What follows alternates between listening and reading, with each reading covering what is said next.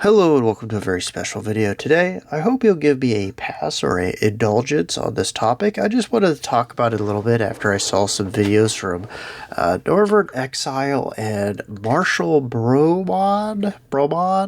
I'm not sure how to say his name. Hopefully I got it right. But it was on the future, quote-unquote, of Warhammer.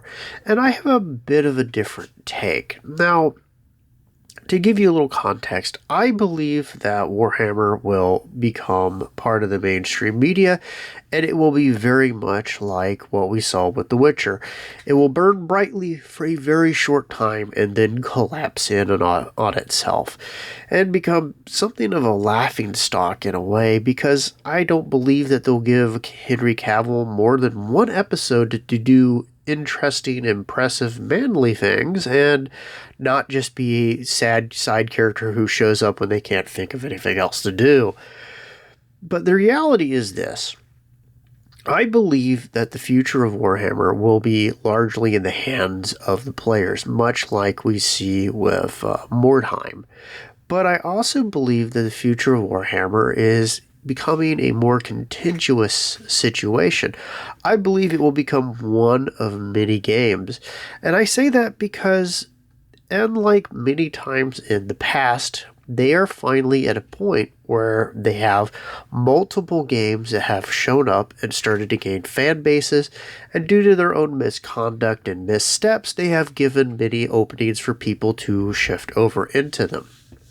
I'm going to use Wargames Atlantic here, who have, these are some older miniatures, not the Foot Knights, but these Ura Marines. They are very particularly, well, let's just say it's a franchise that Warhammer sued for many years, trying to claim that they owned a copyright to Space Marines, the term, not anything else.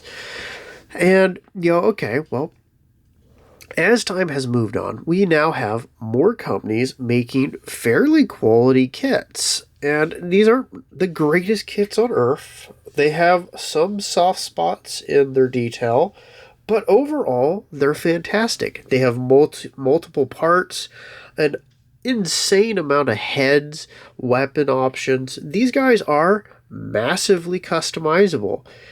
And they're fairly simple to build. They're fairly simple to paint and all of that. And I'm just pointing them out because they're one example amongst many.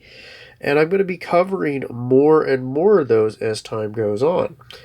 And this is the thing. The future for Warhammer is to have more competition, have more options for people, and be in options that people generally have decided that they want more than anything else. Plastic. They want options.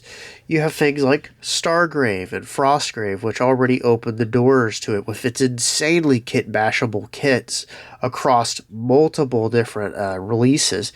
You have Wargames Atlantic, which are making a ton of different things. They're getting ready to put out their Heretic guys with one of the first plastic vehicles I think they made. I could be wrong on that.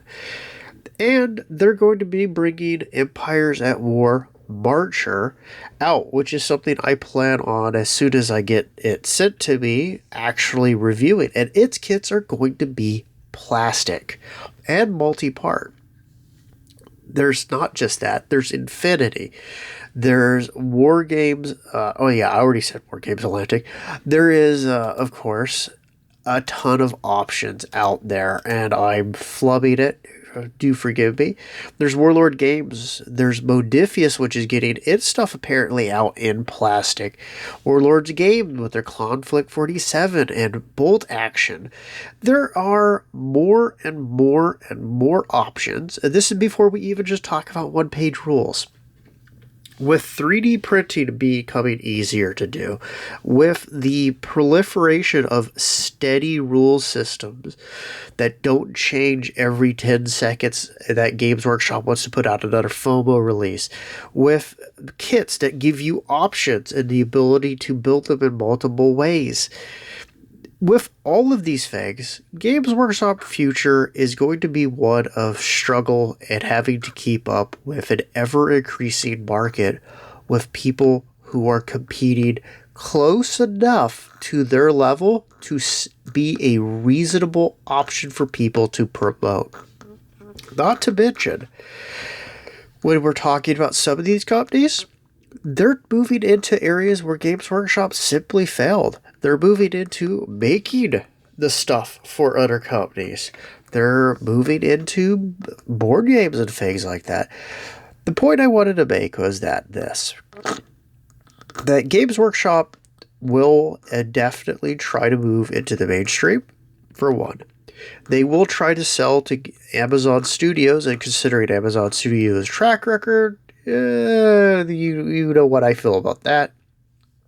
And they will inevitably change more and more and more about the game to try to appeal to a phantom audience of no one. Because you have your audience, you don't have people who aren't interested.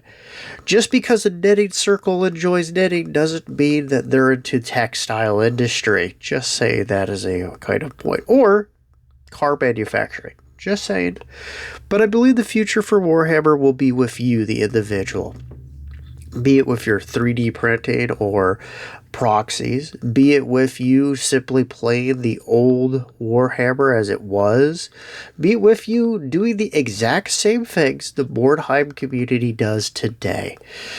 A game left in the hand of actual fans who actually care about it, doing their own things, and being able to play something that they don't have to worry about changing tomorrow, in a field where more and more options are going to be given to you, where you will have a gigantic amount of things you could choose from at a quality that you will probably find acceptable, affordable, and at the very least, playable.